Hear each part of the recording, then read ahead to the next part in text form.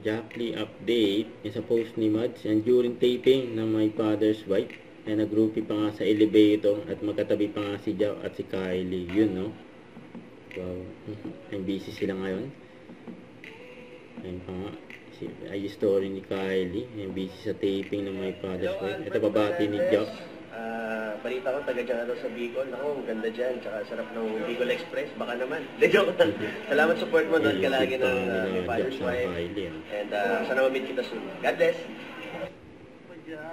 Kaya may maswerte pa nga. Nakasabay nila sa elevator, si Jack.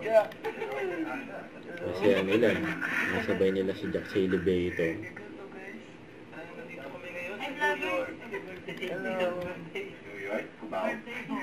Papa Jack, smile naman dyan.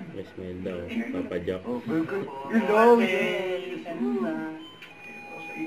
nandito kami ngayon sa New York.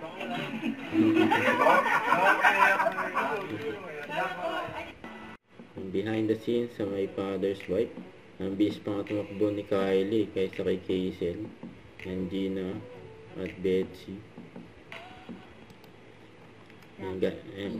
Excited si Jack. Straight daw kayo. Ayun pala, nakabihis na agad si Jack.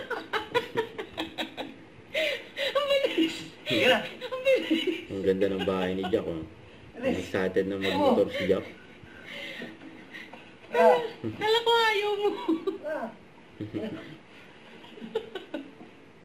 Don't forget to subscribe, click the notification bell for my update. This is Richard Action Vlog. Stay tuned for more videos.